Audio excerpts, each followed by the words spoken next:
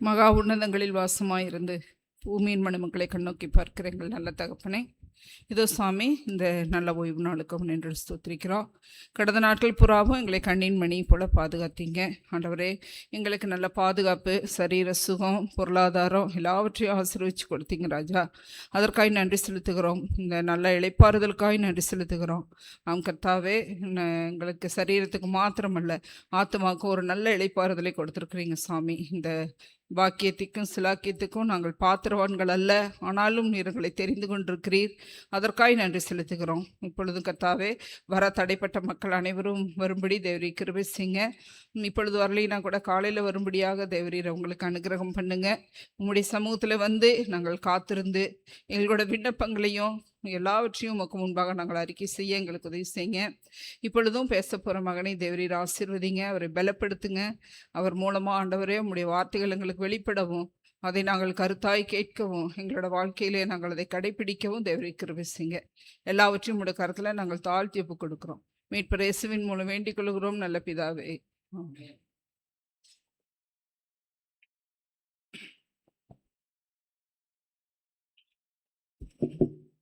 இப்பொழுதும் ஓய்வு நாளின் ஆரம்ப வேலைக்கான செய்தியை நம் மத்தியில் இருக்கும் திரு மதன் அவர்கள் செய்தியை கொடுப்பார்கள்.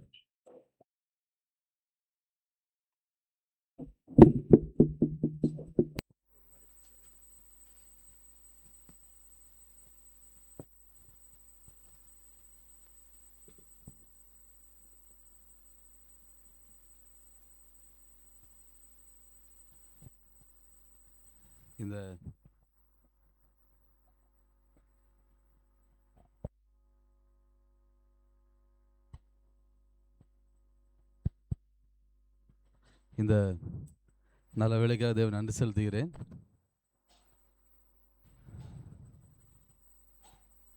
அநேக நாட்களுக்கு பிற்பாடு தேவன் இந்த வாய்ப்பை கொடுத்ததுக்காக தேவனுக்கும் சபை போதகருக்கும் சபை விசுவாச பிள்ளைகளுக்கும் எல்றைய அவங்களுக்கும் என்னுடைய மனமார்ந்த நன்றியை எடுத்துக்கொள்கிறேன். இந்த செய்தியை நான் எடுக்கணும் அப்படின்னு சொல்லி யோசிக்கும்போது, பொதுவாகவே நான் ஏதாவது எடுக்க சொன்னாங்க அப்படின்னா ஒரு விஷயத்தை மட்டும் முதல்ல மனசில் வைப்பேன். என்ன அப்படின்னா, படிக்கக்கூடிய செய்தி இருக்குது எனக்கு அப்படின்னு சொல்லி தான் என்ன பண்ணுவேன் அப்படின்னா, முதல்ல ப்ரேயர் பண்ணுவேன். ஆண்டவரே, நான் என்ன பேசணும், இப்போ என்னுடைய நிலைமை என்ன அப்படிங்கிறத என்ன பண்ணுறேன் அப்படின்னா, யோசித்து பார்த்து தான் என்ன பண்ணுவேன், ஒரு செய்தியை நான் வந்து ஆயத்தப்படுத்துவேன். அப்படி இருக்கும்போது எனக்கு இந்த வாய்ப்பு வரும்போது நான் ஜெபம் பண்ணும்போது ஆண்டவரை ஜெபம் பண்ண, ஆண்டவரை நான் என்ன செய்தியை இந்த சபையில் நான் கொடுக்கணும் அப்படின்னு சொல்லும்போது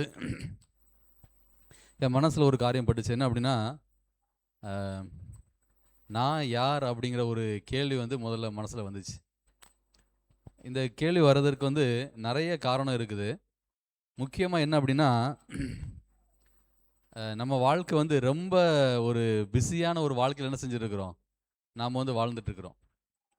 அது எப்படிப்பட்ட பிஸி அப்படின்னா, ஆண்டவரோட பைபிள் படித்து ஜெபம் பண்ண முடியாத அளவுக்கு என்ன செய்கிறோம், நம்ம லைஃப் வந்து ரொம்ப வேகமாக பிஸியாக என்ன பண்ணுது அப்படின்னா போகுது.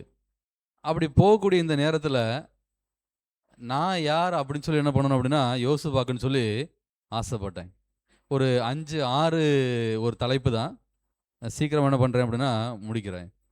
சங்கீதங்களின் புத்தகம் 26வது அதிகாரம் வசனம் 1.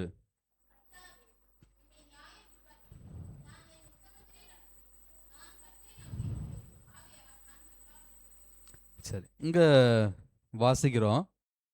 கர்த்தாவே, என்னை நியாயம் விசாரியும், நான் என் உத்தமத்திலே நடக்கிறேன். நான் கர்த்தரை நம்பியிருக்கிறேன், ஆகையால் நான் தள்ளாடுவதில்லை. சங்கீதக்காரன் வந்து ஒரு விஷயத்த அழகாக சொல்கிறாங்க. என்ன அப்படின்னா, நான் யார் அப்படின்னு சொல்லி அவரை கேள்வி கேட்கும்போது அவரை பற்றி சொல்கிறாரு, நான் என் உத்தமத்திலே நடக்கிறேன். அப்படின்னா என்ன அர்த்தம் அப்படின்னா, சங்கீதக்காரன் அவரை குறித்து அவர் கேள்வி கேட்கும்போது அவருக்கு தெரிஞ்ச சத்தியத்தில் என்ன பண்ணுறாரு, ஆண்டவருக்காக வாழ்கிறார். சரிங்களா? நான் என் உத்தமத்திலே நடக்கிறேன். அதே அதிகாரத்தில் 3வது வசனம், உம்முடைய கிருபை என் கண்களுக்கு முன்பாக இருக்கிறது, உம்முடைய சத்தியத்திலே நடந்து கொள்கிறேன். அப்போ அவர் சொல்கிறாரு, நான் யார் அப்படின்னா, நான் ஆண்டோட பிள்ளை, நான் என்ன பண்ணுறேன், சத்தியத்தில் நடக்கிறேன். முதல்ல ஆண்டவர் சார்ந்து அவர் என்ன செய்கிறாருன்னா, ஒரு ஒழுங்கான ஒரு மனிதனா உத்தமத்தில் என்ன செய்கிறாரு, உத்தமமாக இருக்கிறாங்க. அடுத்தது அவர் என்ன பண்ணுறாரு அப்படின்னா, அவருடைய சத்தியத்தில் என்ன பண்ணுறாரு, உறுதியாக இருக்கிறாங்க. 3வது வசனம் 12 சொல்லுது, என் கால் செம்மையான இடத்திலே நிற்கிறது, சபைகளிலே நான் கர்த்தரை துதிப்பேன். 3வது விஷயம் என்ன அப்படின்னா, அவருடைய கால் எப்படி இருக்கா, செம்மையான இடத்துல நிற்குது. இப்போ இந்த கேள்வி நம்ம கேட்டு பார்ப்போமே, நான் யார் அப்படின்னு சொல்லி நான் கேட்கும்போது இந்த பதிலை என்னால் சொல்ல முடியுமா? தாவீது சொன்னது மாதிரி, நான் என் உத்தமத்திலே நடக்கிறேன் அப்படி அவர் என்ன செய்கிறாரு, ஒரு சாட்சியை கொடுக்குறாங்க. நான் இன்னைக்கு நான் அந்த பதிலை சொல்ல முடியுமா? ஆண்டவரே, நான் என்னுடைய உத்தமத்தில் நடக்கிறேன், எனக்கு தெரிஞ்ச சத்தியத்தில் என்ன பண்ணுறேன், நான் உண்மையாக இருக்கிறேன்னு என்னால் தைரியமாக தாவீது ராஜா சொன்ன மாதிரி நான் சொல்ல முடியுமா அப்படின்னு சொல்லி பார்த்தோம் அப்படின்னா, நான் அப்படி என்ன செய்யலை, இல்லை. அப்போ நான் யார் அப்படின்னா, முதல் விஷயம், நான் என்னால் என்ன பண்ண முடியல, என்னால் ஆண்டவருக்காக வாழ முடியல. தேவனுடைய பிள்ளைகள் வாழ்ந்த ஒரு நல்ல வாழ்க்கை என்ன பண்ண முடியல, என்னால் வாழ முடியலைங்கிறத என்ன பண்ணுறேன் அப்படின்னா முதல்ல கற்றுக்கொள்கிறேன். பேது 1 பேதுருவின் புத்தகம் வசனம் 1:16.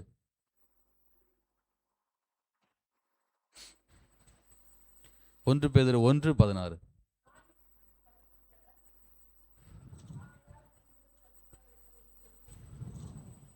சரி, வசனம் சொல்லுது, நான் பரிசுத்தர் ஆகையால் நீங்களும் பரிசுத்தராயிருங்கள் என்று எழுதியிருக்கிறது.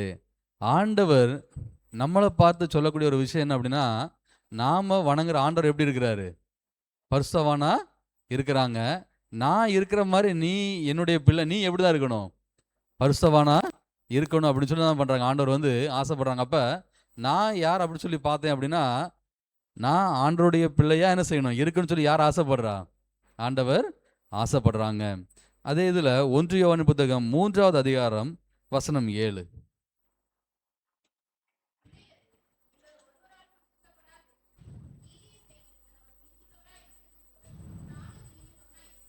போதும், வசனம் சொல்லுது, பிள்ளைகளே, நீங்கள் ஒருவராலும் வஞ்சிக்கப்படாதிருங்கள், நீதியை செய்கிறவன் அவர் நீதி உள்ளவராய் இருக்கிறது போல தானும் நீதி உள்ளவனாய் இருக்கிறான். அப்போ என்ன அப்படின்னா, இப்போ நான் ஒரு செவன்த் அட்வென்டிஸ்ட் அப்படின்னு நான் சொல்கிறேன் அப்படின்னா, நான் எப்படி இருக்கணும் அப்படின்னு ஆண்டவர் ஆசைப்படுறாங்கன்னா, அவரை போலவே என்ன செய்யணும், நான் இருக்கணும். அவர் செஞ்சது மாதிரி நான் என்ன பண்ணணும், செய்யணும் அப்படின்னு சொல்லி என்ன பண்ணுறார், ஆண்டவர் ஆசைப்படுறார். அவர் என்ன பண்ணார் இந்த உலகத்தில் அப்படின்னா நமக்கு நல்லாவே தெரியும். எல்லாருக்கும் என்ன பண்ணாங்க, சத்தியத்தை சொன்னாங்க, அன்பு காட்டினாங்க. நீங்கள் வேதத்தை எங்கே திருப்பி பார்த்தாலும் ஒரு விஷயம் மையமாக இருக்கும், என்ன அப்படின்னா அன்பு. அன்பை சார்ந்து தான் எல்லாமே என்ன செய்யும், அங்கே செயல்படும். அன்பை மீறி அங்கே எதுவுமே செய்யாது, அங்கே செயல்படாது. அப்போ தேவன் இந்த உலகத்தில் அன்பு காட்டக்கூடிய ஒரு நபராக இருந்தார். அவரால் முடிஞ்ச எல்லா விஷயத்தையும் மற்றவங்களுக்காக என்ன பண்ணார், அவர் செஞ்சார். தன்னுடைய சுயநலமாய் வாழாமல் மற்றவருக்காக வாழக்கூடிய ஒரு நபராக யார் இருந்தாங்கன்னா தேவன் இருந்தார். அதே போல் அவருடைய பிள்ளைகளை நம்மளாக என்ன செய்யணும், இருக்கணும்னு சொல்லி ஆண்டவர் ஆசைப்படுறாங்க. இப்போ நான் யார் அப்படின்னு சொல்லி நான் கேள்வி கேட்டேன், நான் என்ன பதில் சொல்லலாம், இப்படிலாம் இந்த குணாதிசயத்தெல்லாம் நான் இருக்கிறேன்னா அப்படின்னு சொல்லி பார்த்தோம் அப்படின்னா அதில் குறையப்பட்ட நபரை என்ன பண்ணுறேன் அப்படின்னா காணப்படுறேன். சரி, இப்போ நான் இதெல்லாம் வாசிக்கும்போது நாம் எப்படி இருக்கணுங்கிறத என்ன செஞ்சோம், நாம் பார்த்தோம். ரெண்டாவது, தேவனுடைய பிள்ளைகள் யாரோடு இருக்கிறாங்க, தேவனோடு இருக்கிறாங்க. தேவன் அவர்களோடு என்ன செய்கிறாரு, இருக்கிறார். இதான் நம்ம வேதத்தில் எங்கே திருப்பினாலும் தேவனுடைய பிள்ளைகள் கூடிய சாட்சி அதுதான். தேவன் அவர்களோடு இருந்தார், அவங்க யாரோட இருந்தாங்க, தேவனோடு இருந்தாங்க. இதற்கு ரெண்டாவது எதிர்மறையான ஒரு விஷயம் இருக்கு. என்ன அப்படின்னா, ஒருவேளை இந்த குணாதிசயங்கள்லாம் என்கிட்ட இல்லை, நான் உத்தமனா இல்லை, ஆண்டவருக்காக நான் இல்லை, அவருடைய குணாதிசயத்தை நான் அந்த உலகத்தில் நான் பிரதிபலிக்கலை அப்படின்னா நான் அப்படி எதிர்மறையான ஒரு இடத்துல நான் இருக்கிறேன். யோவானின் புத்தகம் 8வது அதிகாரம் வசனம் 34, அது தெரிஞ்ச ஒரு வசனம் தான். யோவான் 8:34.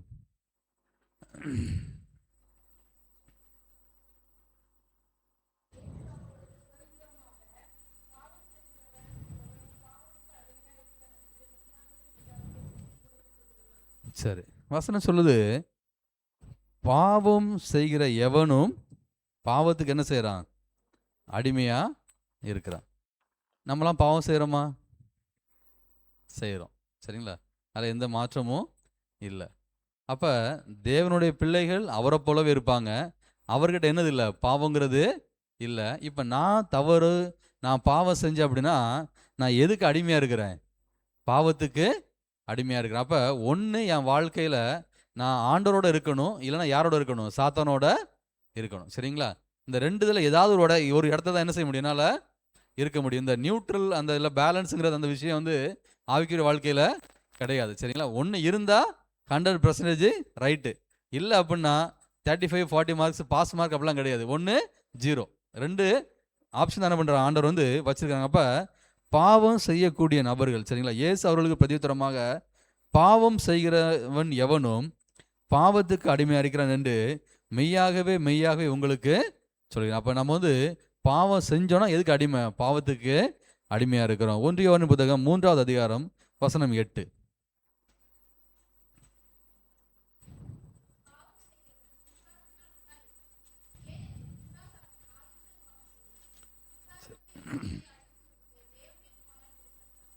சரி, வசனம் அழகாக சொல்லுது, பாவம் செய்கிறவன் பிசாசினால் உண்டாயிருக்கிறான். இப்போ நம்ம முதல்ல படித்தோம், நம்ம பாவம் செய்கிறோமான்னு சொல்லி கேட்கும்போது நமக்கு பொதுவாக என்ன தான் செய்யுது? உண்மையாகவே நம்முடைய மனசு வெளியில் சொல்ல தான் செய்யுது. ஆமான்னு தான் என்ன பண்ணுறோம்? நம்ம சொல்கிறோம். ஆனால் வசனம் சொல்லுது, பாவம் செய்கிறவன் பிசாசினால் உண்டாயிருக்கிறான். ஒருவேளை நம்ம வந்து தெரிந்தோ தெரியாமலோ ஒரு தவறையோ அல்லது ஒரு பாவத்தை நம்ம செஞ்சோம் அப்படின்னா நம்ம யாருனால் ஆளப்படுறோம்?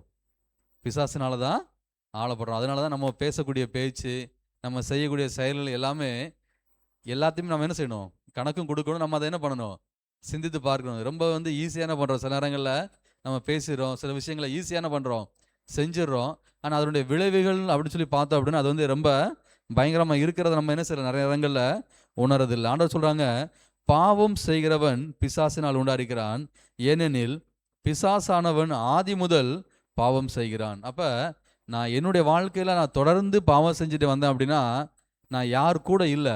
ஆண்டவர் கூட நான் இல்லை. சரிங்களா? முதல்ல படித்தோம், தாவீது ராஜா அவ்வளவு உறுதியாக என்ன பண்ணுறாரு? சொல்கிறாரு, நான் சத்தியத்தில் என்ன பண்ணுறேன்? நான் நிற்கிறேன், உத்தமமாக இருக்கிறேன்னு சொல்லி அவர் அவ்வளோ தூரம் ஆணிதரமாக சொல்கிறாரு. காரணம் என்ன அப்படின்னா அவர்கிட்ட பாவம் இல்லை. அவர் யாருடைய பிள்ளையாக இருக்கிறாரு? ஆண்டோடைய பிள்ளையாக இருக்கிறாரு. நாம் பாவம் செஞ்சோன்னா நம்ம யாருடைய பிள்ளை கிடையாது? ஆண்டோடைய பிள்ளை கிடையாது, பிசாசினால் சாத்தானுடைய பிள்ளை என்ன பண்ணுறோம்? நம்ம இருக்கிறோம். அந்த உலகத்தை 2 பேருக்கு பக்கத்தில் நம்ம நிற்க முடியும். ஒன்று ஆண்டவர், இல்லைன்னு சாத்தான். சரி, அப்போ நம்முடைய வாழ்க்கை எதை நோக்கி இருக்கிறது என்ன பண்ண நம்ம வந்து சிந்தித்து பார்க்க வேண்டிய ஒரு நபர்களாக இருக்கிறோம். 3வது ஒரு விஷயம் என்ன அப்படின்னா, நான் ஆண்டவரோடும் கொஞ்ச நேரம் நிற்கிறேன், சாத்தானோடும் கொஞ்ச நேரம் என்ன பண்ணுறேன்? நிற்கிறேன். சரிங்களா? நம்ம வாழ்க்கை வந்து பல நேரத்தில் அப்படி தானே இருக்குது. நம்ம எப்போவுமே சாத்தானோட நம்ம இருக்கிறது கிடையாது, எப்பவும் ஆண்டவரோட இருக்கிறது நம்ம கிடையாது. ஒரு நல்ல சத்தியம் நம்ம படிக்கிறோம், அந்த நேரத்தில் மனசு உந்தப்படுது, ஆண்டவருக்காக ஒரு முடிவெடுத்து என்ன பண்ணுறோம்? ஆண்டவருக்காக கொஞ்ச நேரம் வாழ்கிறோம். கொஞ்ச நாள் போகுது, இல்லை கொஞ்சம் மணி நேரம் போகுது, அப்படியே மறுபடியும் என்ன செய்யுது? என் வாழ்க்கை மாற ஆரம்பிக்குது, பாவத்தை செஞ்சிடறேன். சரிங்களா? ஒரு ஏற்ற தாழ்வான ஒரு வாழ்க்கை தான் என்ன செய்யுது நம்முடைய வாழ்க்கையில் காணப்படுது. இல்லை ஒரு கொஞ்சம் மணி நேரம், கொஞ்சம் நாட்கள், கொஞ்சம் மாதங்கள், கொஞ்சம் வருஷங்கள் ஆண்டவருக்காக என்ன பண்ணுறோம்? வைராக்கியமாக நம்ம நிற்கிறோம். ஆனால் நிறைய நேரங்களில் நம்ம ஆண்டவருக்காக நிற்கிறதே கிடையாது. பாவத்தை தான் என்ன பண்ணுறோம்? விழக்கூடிய ஒரு நபராக நாம் வந்து காணப்படுறோம். அப்போ நான் ஆண்டவரோடும் இல்லை, சாத்தானோடும் இல்லை. சரிங்களா? கொஞ்ச நேரம் அங்கே, நிறைய நேரம் இந்த பக்கம் என்ன பண்ணுறேன்? இருக்கிறேன். 2வது, இந்த உலகத்தில் நம்ம நிறைய நேரங்களில் ஆண்டவர் என்ன செஞ்சோம் அப்படின்னா மறந்துடுறோம். எப்படி மறக்கிறோம் அப்படின்னா, இன்னைக்கு நம்ம ஆலயத்துக்கு வந்திருக்கிறோம். சரிங்களா? இந்த ஆலயத்துக்கு வருவதற்கு நமக்கு பலன் கொடுத்தது யாரு? ஆண்டவர். ஆண்டவர் நம்மளை ஆசீர்வதிக்கலைன்னா அந்த நேரத்தில் நம்ம என்ன செய்ய மாட்டோம்? அங்கே வந்து உட்கார முடியாது, உட்காரவும் மாட்டோம். சரிங்களா? சரி, நம்ம வீட்டில் இருக்கிறோம், நம்மளை பாதுகாக்கிறது யாரு? ஆண்டவர். நம்ம 3 வேளை சாப்பிட்றோம், அப்படிதானே? அதுக்கு சாப்பாடு கொடுக்கறது யாரு? ஆண்டவர். நல்லா ட்ரெஸ் போடுறோம், அதுக்கு அந்த ஆசீர்வாதத்தை கொடுக்கறது யாரு? ஆண்டவர். நம்ம வீட்டுக்கு தேவையான பணம் நமக்கு செலவுக்கு கிடைக்குது, அதை கொடுக்கறது யாரு? ஆண்டவர். நம்மளோட வாழ்க்கையில் நமக்கு என்ன தேவையோ எல்லா ஆசீர்வாதத்தையும் யார் தரா? ஆண்டவர் நமக்கு என்ன பண்ணுறாங்க? தராங்க. சரிங்களா? ஒரு சில உதாரணத்தை வந்து நான் உங்களோட பகிர்ந்துக்கன்னு சொல்லி ஆசைப்படுறேன். நமக்கு எல்லாருக்கும் ரொம்ப அதிகமாக வாசித்த புத்தகம் வந்து சங்கீதமாக இருக்கும். ஆனால் எடுத்த உடனே ஒரு புக்கு தான் இருக்குது. முதல்ல என்னது பைபிள் அப்படின்னா ஆதியாகமம் புத்தகம். சரிங்களா? நம்ம நிறைய நேரங்கள் அதையும் நம்ம வாசிருப்போம், நிறைய தடவை நம்ம வாசிருப்போம் ஆதியாகமத்தின் புத்தகம். இந்த ஆதியாகமம் 1ஆம் அதிகாரம் 2ஆம் அதிகாரத்தில் நீங்கள் நல்லா வாசி பார்த்தீங்க அப்படின்னா, ஆண்டவர் ஆதாம் ஏவாள எந்த அளவுக்கு நேசித்தார் என்பதை என்ன செய்ய முடியும், உங்களால் புரிஞ்சுக்க முடியும். சரிங்களா? இப்போ நமக்கு தெரியும் படைப்புங்கிறது 7 நாள். சரிங்களா? 6 நாள் படைப்பு, 7ஆம் நாள் ஆண்டவர் என்ன செஞ்சார், ஓய்ந்திருந்தார். நம்ம வந்து ஆதியாகமத்தில் வாசிக்கிறோம். ஆனால் அந்த 7 நாள் வந்து அப்படி ரிவர்ஸில் பாருங்களேன். 6ஆவது நாள் யாரை படைக்கிறாரு? ஆதாம் ஏவாள். சரிங்களா? 6ஆம் நாள் அங்கே வச்சுக்கோங்க. இந்த ஆதாம் ஏவாளுக்காக தான் முதல் நாள் படைப்பு, கரெக்ட் தானே? ஆதாம் ஏவாளுக்காக தான் 2ஆவது நாள் படைப்பு, கரெக்ட் தானே? ஆதாம் ஏவாளுக்காக தான் 3ஆவது நாள் படைப்பு, ஆதாம் ஏவாளுக்காக தான் 4ஆவது நாள் படைப்பு, ஆதாம் ஏவாளுக்காக தான் 5ஆவது நாள் படைப்பு, ஆதாம் ஏவாளுக்காக தான் 6ஆவது நாளும் படைப்பு, ஆதாம் ஏவாளுக்காக தான் 7ஆவது நாளும். அப்போ ஆதாம் ஏவாள் என்கிற 2 நபரை வைத்து தான் ஆண்டவர் என்ன செய்றாரு, எல்லாத்தையுமே உருவாக்குறாரு.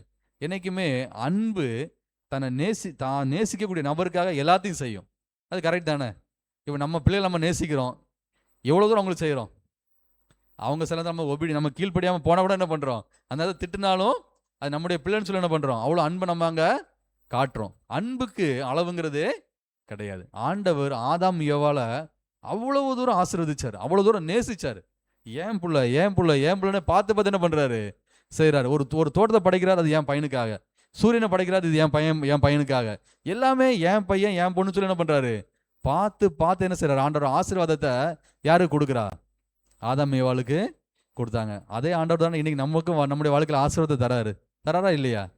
இன்னைக்கு என் பையன் என் பொண்ணுன்னு சொல்லிட்டு நம்ம குடும்பத்தை எவ்வளோ தூரம் ஆண்டவர் தாங்குறாரா இல்லையா? நம்ம ஒவ்வொரு விஷயத்தை நம்ம யோசித்து பார்த்தோம் அப்படின்னா ஆண்டோடைய வழிநடத்தல் அவ்வளோ ஆச்சரியமாக இருக்கும். ஒரு காலத்தில் நம்ம வாழ்க்கை எப்படி இருந்துச்சு, நம்ம என்னைக்கா கடந்த காலத்தை யோசித்து பார்த்துருக்குறோமா? நம்ம பிறந்தது, நம்ம வாழ்ந்தது. இப்போ என் வாழ்க்கையெல்லாம் பார்த்தீங்கன்னா என் வாழ்க்கையெல்லாம் ஒன்றுமே கிடையாது, 0 தான். சரிங்களா? எங்கேயோ ஒரு சின்ன கிராமம், ஒரு சின்ன குடிசை வீடு. ஆனால் இன்றைக்கி எங்கே உட்காந்துருக்குறோம், ஸ்கூலில் உட்காந்துருக்குறோம். இந்த அளவுக்கு வந்தோம் அப்படின்னா என்னுடைய முயற்சி ஒன்று மேலே கிடையாது. ஆண்டவர் என் மேலே வைத்த ஒரு இரக்கம், என் பையன் அவர் என்னை நேசித்த ஒரு நேசம் தான் என்ன பண்ணியிருக்கு, இந்த அளவுக்கு என்ன ஆசீர்வதிச்சிருக்கு. அதே மாதிரி தான் ஆண்டவர் உங்களை என்ன பண்ணுறாரு, அதிகமாக ஆசீர்வதிக்கிறாரு, அதிகமாக நேசிக்கிறாரு. நம்முடைய உடம்புல ஒவ்வொரு விஷயத்தை என்ன பண்ணுறாரு, ஆண்டவர் வந்து ஆசீர்வதிச்சிருக்காரு. நம்ம சுகத்தை கொடுத்துருக்குறாங்க. சரிங்களா? எல்லாமே ஆண்டவர் என்ன பண்ணுறாரு, என் பையன் என் பொண்ணு என்ன பண்ணுறாரு, அவர் விழுந்து என்ன பண்ணுறாரு, செய்கிறாரு. ஆனால் நாம் அதுக்கு என்ன செய்கிறோம்? இன்னொரு உதாரணத்தை சொல்கிறேன். சாலமோனின் வாழ்க்கையில் ஆண்டவர் மிகப்பெரிய ஒரு ஆசீர்வாதத்தை கொடுக்குறாரு. 1 ராஜாக்களின் புத்தகம் 3ஆவது அதிகாரம் வசனம் 11 to 13. 1 ராஜாக்கள் 3 11 13 வரைக்கும்.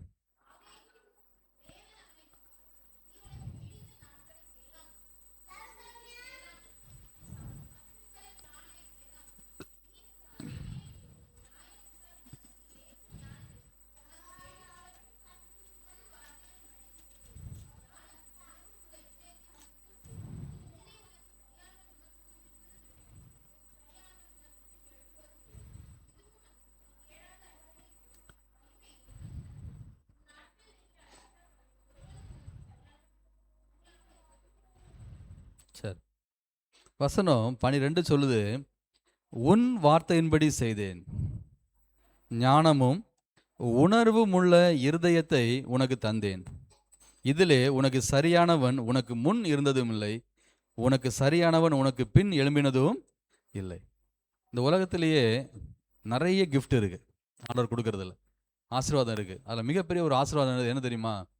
ஞானம். ஞானம் மட்டும் நம்முடைய வாழ்க்கையில் நமக்கு இருந்துச்சுன்னா நம்ம இருக்கக்கூடிய ரேஞ்சே வேற. உண்மைதானே? நம்ம எங்கேயோ போயிடலாம்.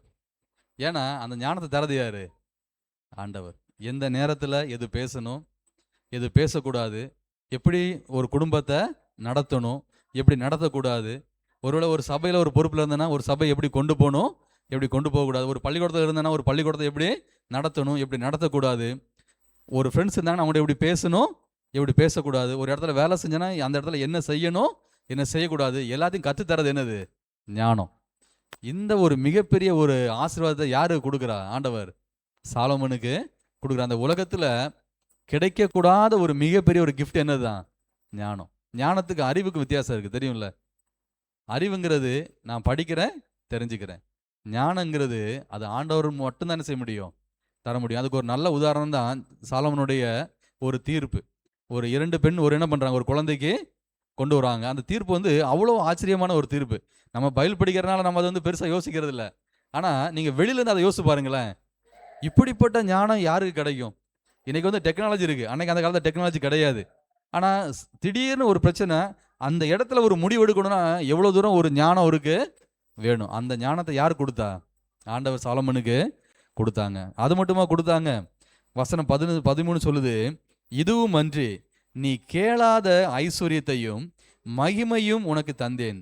உன் நாட்களில் இருக்கிற ராஜாக்களில் ஒருவனும் உனக்கு சரியானவன் இருப்பதில்லை. எவ்வளோ பெரிய ஒரு ஆசீர்வாதம் இல்லை? ஒரு ஆளுக்கு அறிவு இருக்குது, ஞானம் இருக்குது, ஒரு ஆளுக்கு ஐஸ்வர்யம் இருக்குது. அதாவது அவரை மாதிரி யாருமே இல்லை அப்படின்னா எவ்வளோ பெரிய ரிச்மேன், உண்மைதானே? எவ்வளோ பெரிய கோடீஸ்வரன் சாலமன், எவ்வளோ பெரிய ஞானத்தில் ஒரு உயர்ந்த நபர். சில இடங்களில் அறிவு இருக்கும், பணம் இருக்காது. கரெக்ட் தானே? பணம் இருக்கும், அறிவு இருக்காது, ஞானம் இருக்காது. ஆனால் இந்த ரெண்டுமே ஒரு இடத்துல இருந்துச்சு அப்படின்னா அந்த நபர் எப்படி இருந்திருப்பாங்க அந்த காலகட்டங்களில்? அப்படிப்பட்ட ஒரு மிகப்பெரிய ஒரு ஆசீர்வாதம் யார் கொடுக்குறா? ஆண்டவர் சாலமனுக்கு கொடுக்குறாங்க. இன்னைக்கு நம்மளே ஆண்டவர் என்ன செஞ்சுறாரு? ஆசீர்வதிச்சிருக்கிறார். நமக்கு வந்து இன்னைக்கு காலகட்டங்கள் நமக்கு என்ன தேவை, எல்லா ஆசீர்வாதத்தையும் யார் கொடுத்துருக்கிறா? ஆண்டவர் கொடுத்துருக்குறாங்க. ஆனால் இவ்வளோ தூரத்தையும் இவ்வளோ தூரமாக ஆசீர்வாதத்தை வாங்கின சாலமன் எப்படி இருந்தாருங்கிறத இன்னொரு பகுதி என்ன செய்யுது, இந்த பைபிளில் கொடுக்கப்பட்டிருக்கு. அதே 1 ராஜாக்களின் புத்தகம் 11வது அதிகாரம் வசனம் 2.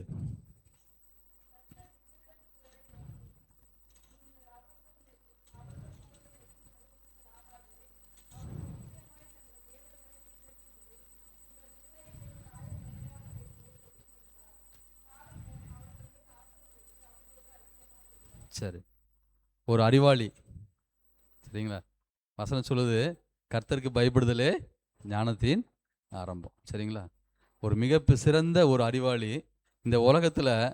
அதுக்கு முன்னாடி அவரை போல கிடையாது, இது வரைக்கும் அவரை போல கிடையாது. சரிங்களா? அவ்வளோ பெரிய ஒரு மிக சிறந்த ஒரு அறிவாளி, ஒரு ஞானவான் என்ன பண்ணுறாங்க அப்படின்னா, சாலோமன் அவர்கள் மேல் ஆசை வைத்து அவர்களோட ஐக்கியமாயிருந்தான். யார் அப்படி சொல்லி பார்த்தோம் அப்படின்னா, புறஜாதி நபர்கள். சரிங்களா?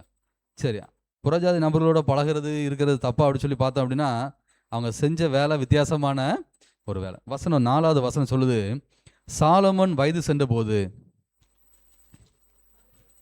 அவனுடைய மனைவிகள் அவன் இருதயத்தை அந்நிய தேவர்களை பின்பற்றும்படி சாய பண்ணினார்கள். அதனால் அவனுடைய இருதயம் அவன் தகப்பனாகிய தாவீதின் இருதயத்தை போல தன் தேவனாகிய கர்த்தரோடே உத்தமமாய் இருக்கவில்லை. எவ்வளோ பெரிய ஒரு ஆசீர்வாதத்தை வாங்கின சாலமன் சீக்கிரமாக என்ன பண்ணுறாரு? அந்த ஆசீர்வாதத்தினுடைய தன்மையை புரிஞ்சுக்கல, மறந்துடுறாரு. சரிங்களா? மறந்து என்ன பண்ணுறாரு அப்படின்னா,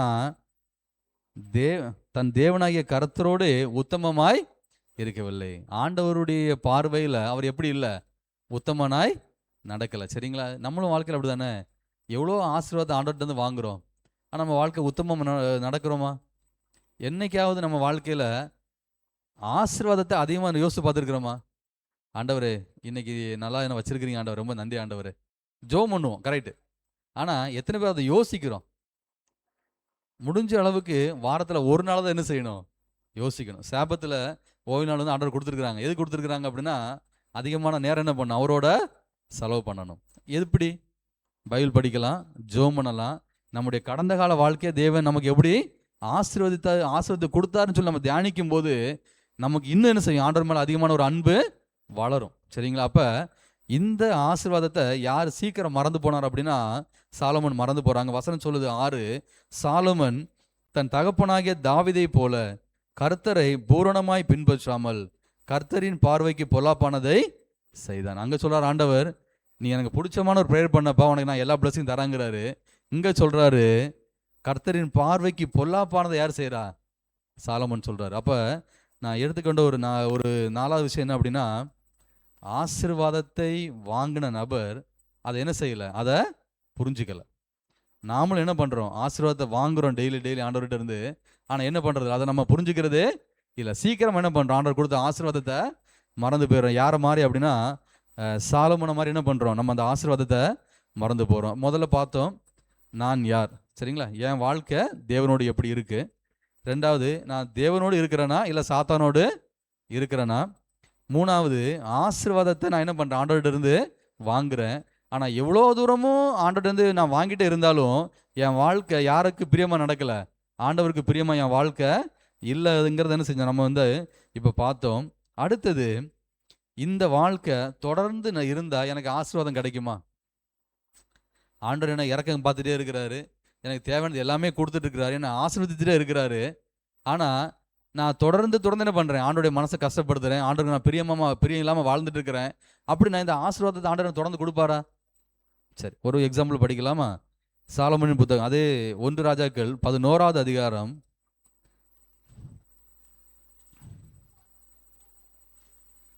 30வது வசனம்.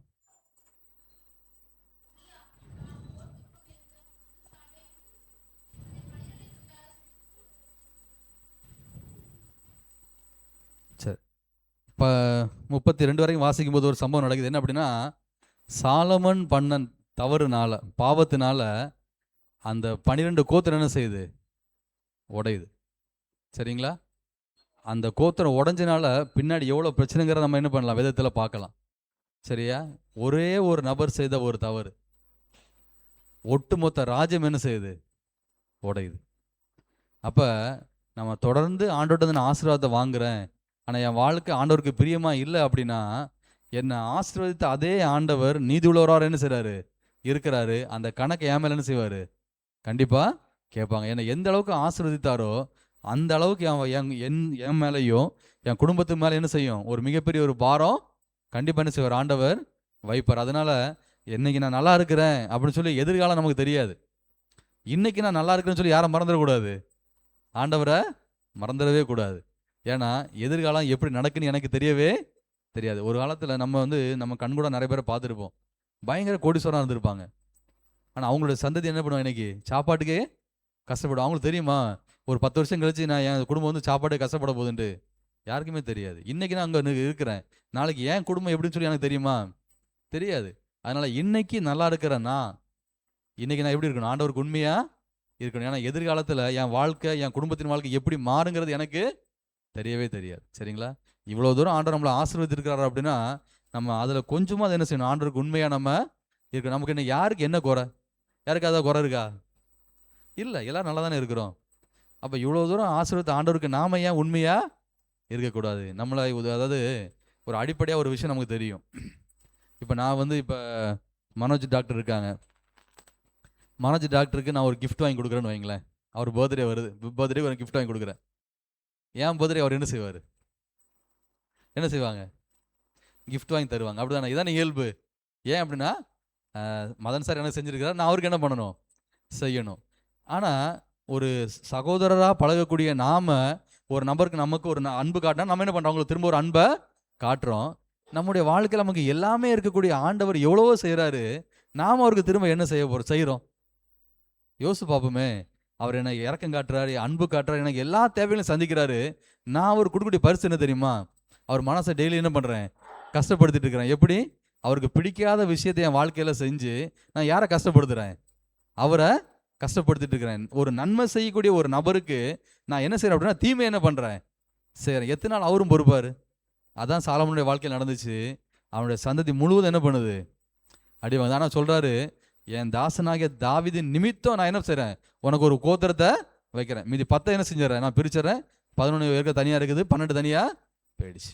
அப்போ எவ்வளோ ஒரு மிகப்பெரிய ஒரு சாபத்தை ஒரு நபர் சம்பாதிக்கிறாரு. நம்ம நினைக்கிறோம் நான் தப்பு பண்ணுறேன், அது என்னோட போயிடும் அப்படின்னு நினைக்கிறோம். கிடையாது.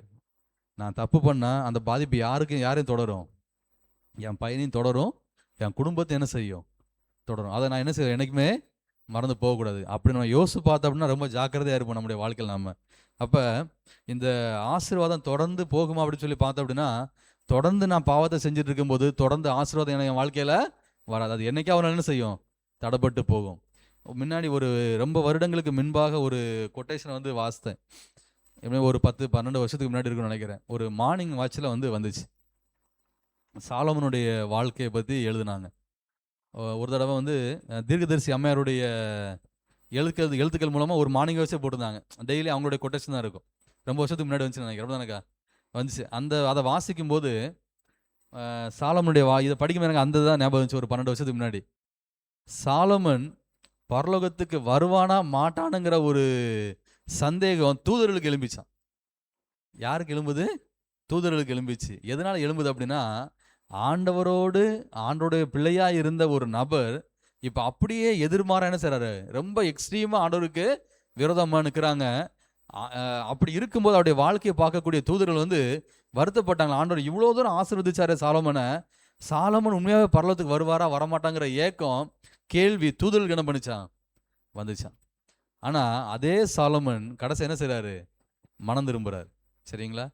ஒருவேளை நான் தவறு பண்ணுறேன், ஆசீர்வதிக்கிறாரு என் ஆண்டவர், மறுபடியும் தவறு பண்ணுறேன், ஆனால் அவருடைய அன்பு குறையலை, நான் ஆசீர்வதிச்சுட்டு வராரு, ஆனால் நான் தவறு பண்ணிகிட்டே தான் போகிறேன் அப்படின்னா அவனுடைய விளைவுகளை நான் சந்திக்க நேரிடும். ஆனால் மனம் திரும்பினேன் அப்படின்னா ஆண்டவர் என்ன செய்வார்?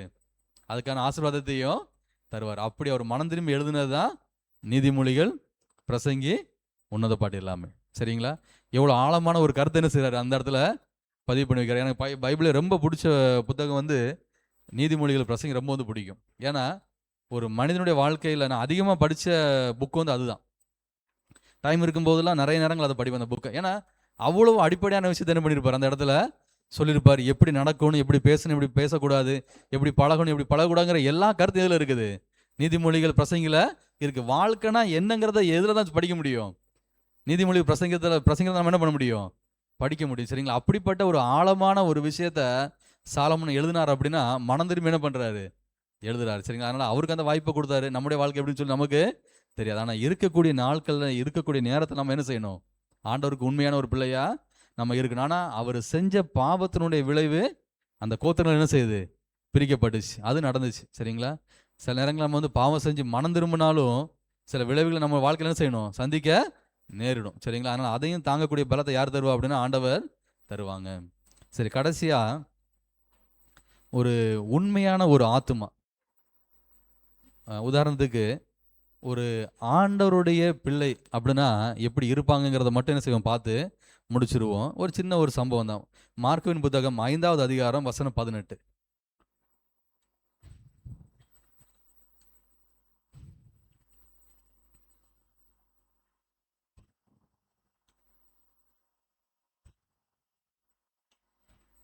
மார்க் 5:18.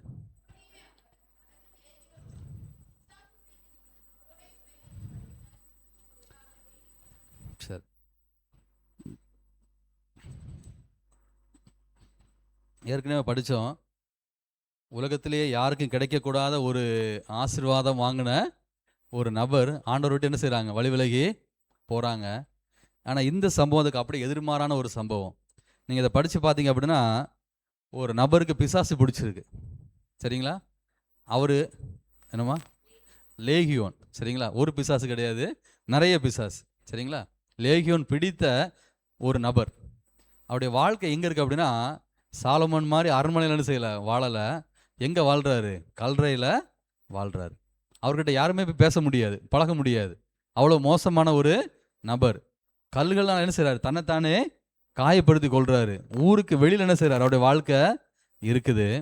ஆனால் அந்த நபர் மனம் திரும்புகிறார். சரிங்களா? எவ்வளோ பெரிய ஒரு ஆசீர்வாதமான ஒரு விஷயம் இல்லை? உலகத்தினுடைய ஒரு ஞானி ஆண்டவர் கொடுத்த ஆசீர்வாதத்தை மறந்து என்ன செய்கிறாரு? பாவத்துக்குள்ளே போகிறாரு.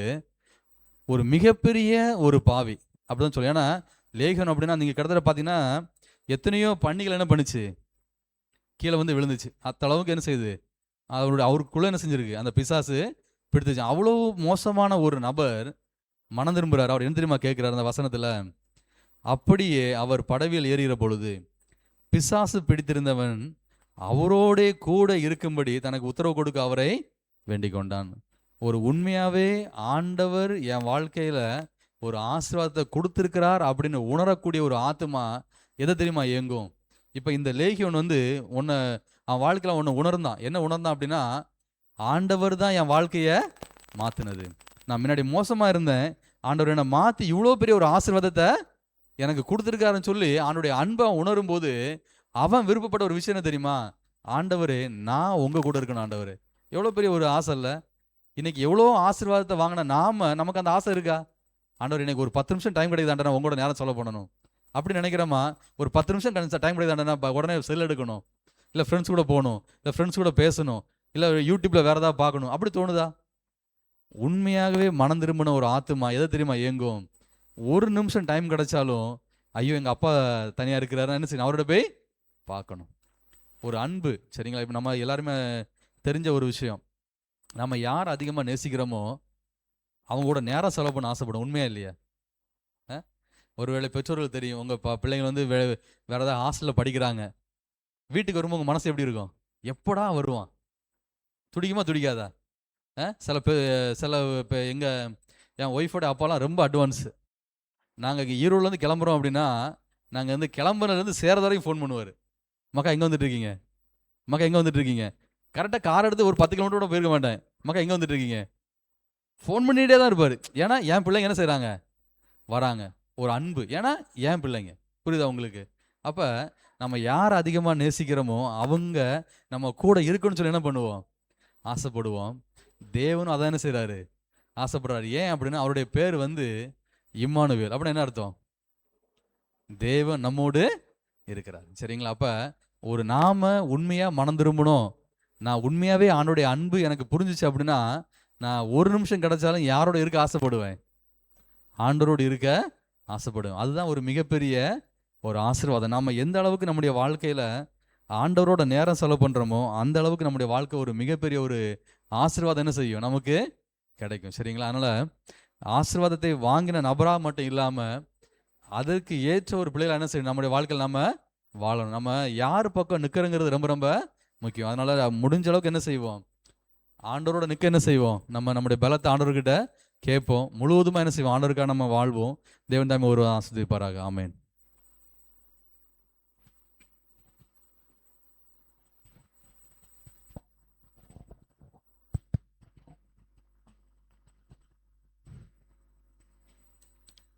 இந்த ஓய்வு நாளின் ஆரம்ப செய்தியில் வந்து தலைப்பு என்ன கொடுத்தாரு தெரியுங்களா?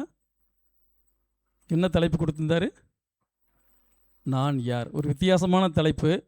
அதை நான் கேட்கும்போதே நான் யார் அப்படின்னு கேட்கும்போது என்ன இப்படி இதில் இந்த தலைப்பில் எப்படி ஒரு செய்தி கொடுப்பார்னு நான் நினச்சேன். பைபிளிலிருந்து அநேக கருத்துக்களை முன்வைத்து ஒரு நல்ல செய்தியை நமக்கு கொடுத்தார். அவருக்கு சபையின் சார்பாக அவருக்கு நான் நன்றியை தெரிவித்துக் கொள்கிறேன். இப்பொழுதும் இந்த ஆராதனையை முடிக்கும் விதமாக நாம் அனைவரும் எழுந்து நின்று பெரிய பாடல் புத்தகத்தில் பாடல் எண் 285 அவர் சொல்லும் வழி செல்வேன், அவரை நம்ப கற்றுள்வேன், எனக்காக அறையுண்டார் எனக்கல்வாரி குரிசில் என்ற பாடலை அனைவரும் எழுந்து நின்று பாடி தேவனை மகிமைப்படுத்துவோம்.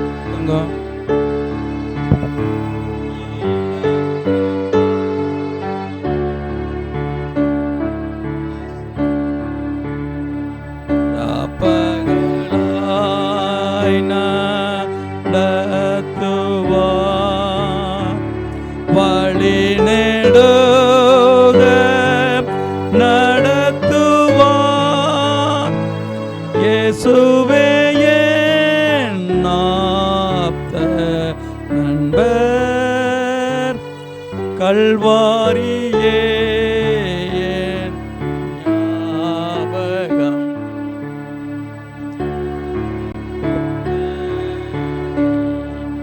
என் ஆசை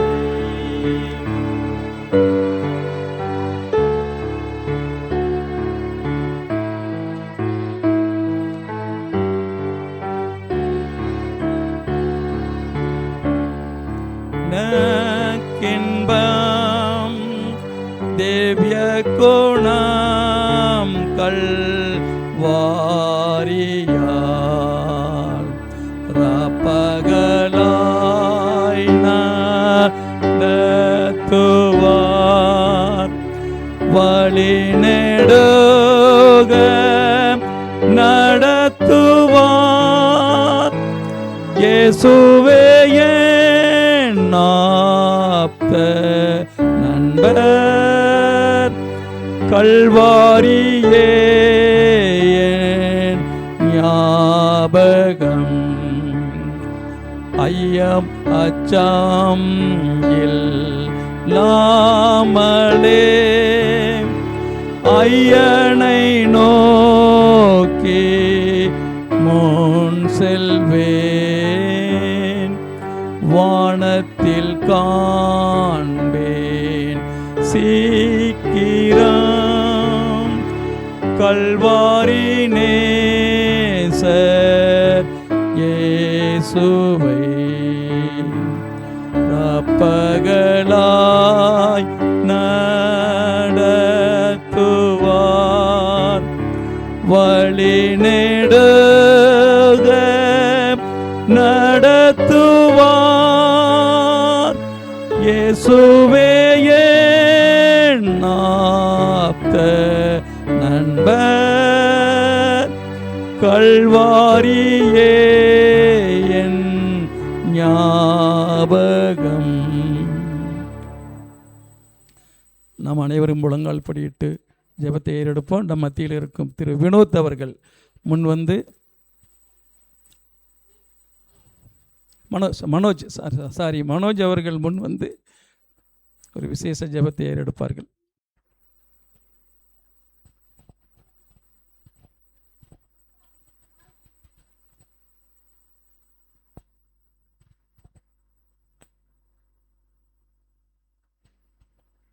ஜெபிப்போம்.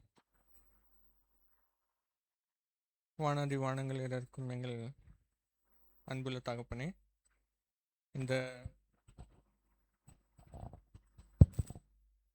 ஓய்வு நாளை எங்களுக்கு தந்ததுக்காக நன்றி தகப்பனே. ஆண்டவரே, இந்த வாரம் முழுவதும் நீர் எங்கள் கூட இருந்திருக்கீங்க. ஆண்டவரே, எங்களுடைய போக்கிலும் மரத்திலும் எங்களுடைய வேலை ஸ்தலத்திலும் தகப்பனே, எங்களுடைய குடும்பங்களிலும் நீர் உம்முடைய கரத்தால் எங்களை தாங்கியிருக்கீங்க. அதற்காக நன்றி சுவாமி. ஆண்டவரே, எங்களுக்கு தேவையான சுகத்தையும் பலத்தையும் நீர் தந்திருக்கீங்க. அதற்காக நன்றி. இந்த வேலையிலும் ஆண்டவரே, நல்ல ஒரு சத்தியத்தை எங்களுக்கு நீர் கொடுத்தீர். உம்முடைய ஆண்டவரே பிள்ளையின் வாயிலாக எங்களுக்கு தந்தீர். அதற்காக நன்றி சுவாமி. நாங்கள் கேட்ட ஒவ்வொரு சத்தியமும் ஒவ்வொரு வசனங்களும் எங்கள் இருதயத்தில் கிரியை செய்து கொண்டே இருக்கட்டும் தகப்பனே. ஆண்டவரே, ஆவியானவர் மூலியமா ஒவ்வொரு வசனமும் இந்த வாரம் முழுவதும் எங்கள் காதுகளில் கேட்கட்டும். ஆண்டவரே, நாங்கள் எங்களுடைய வழிகளை செம்மைப்படுத்துவதற்கும் சரிப்படுத்துவதற்கும் எங்களுக்கு நீர் உதவி செய்யுங்க தகப்பனே. ஆண்டவரே, இந்த ஓய்வு நாள்லையும் ஆண்டவரே நல்ல ஒரு செய்தியை நீர் எங்களுக்கு கொடுத்திருக்கிறீர். ஆண்டவரே, இந்த செய்தியை நாங்கள் மற்றவர்களுக்கு எப்படி சொல்ல வேண்டும் என்பதை குறித்து ஆண்டவரே நீர் எங்களுக்கு போதித்தரலுங்க. நாங்கள் இன்னும் வேதத்தை ஆழமாக வாசித்து அதில் இருக்கும் காரியங்களை நாங்கள் கற்றுக்கொண்டு உம்முடைய அன்பை மற்றவர்களுக்கு சொல்லத்தக்கதாக ஆண்டவரே எங்களுக்கு ஞானத்தையும் வார்த்தைகளையும், மோசேவுக்கு எப்படி நீர் ஆண்டவரே ஆண்டவரே நீர் துணையாய் நின்றீரோ, பார்வோனுக்கு எதிராக பேசுவதற்கு நீர் உதவி செய்தீரோ, அப்படி எங்களுக்கும் உதவி செய்யுங்க சாமி. தகப்பனே, எங்களுடைய குற்றங்குறைகளை நீர் மன்னித்தரலுங்க. எங்களுடைய பாவங்களை மன்னித்தரலுங்க. நாங்கள் பாவம் செய்யாதபடிக்கு ஆண்டவரே, நாங்கள் அது தெரிந்தோ தெரியாமலையோ செய்யும் முற்படும் போதும் தகப்பனே, நம்முடைய ஆவியானவர் மூலியமாகவும் வசனங்கள் மூலியமாகவும் தேவ மனிதர்கள் மூலியமாகவும் நீர் எங்களிடத்துல பேசி தகப்பனே அந்த பாவத்திலிருந்து விலகி நடக்க நேரம் எங்களுக்கு உதவி செய்யுங்க. ஆண்டவரே, இந்த ஆலயத்தை விட்டு நாங்கள் புறப்படும் போதும் தகப்பனே நீர் எங்கள் கூட இருங்க, எங்களை ஆசீர்வதிங்க. மீண்டுமாக நாளைக்கும் ஆண்டவரே நல்லதொரு ஓய்வு நாள் சத்தியத்தையும் பாடத்தையும் நாங்கள் படித்து கற்றுக்கொண்டு கேட்டு ஆண்டவரே அதன்படி வாழ நீர் உதவி செய்யுங்க. இந்த விண்ணப்பங்களை இயேசு மூலம் வேண்டி கேட்கிறேன். ஆமென். என் முழு உள்ளமையர் பரிசுத்த நாமத்தை ஸ்தோத்தரி. என் ஆத்மாவே கர்த்தரை ஸ்தோத்தரி. அவர் செய்த சகல உபகாரங்களையும் மறவாதே. ஆமென்.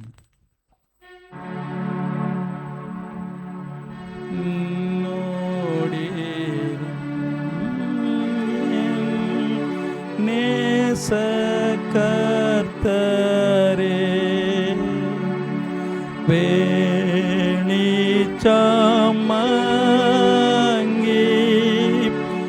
இருட்டாயிற்று மற்றொரு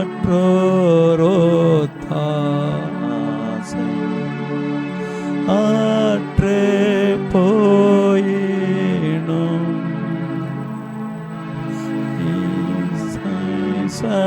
காயரே என்னோடி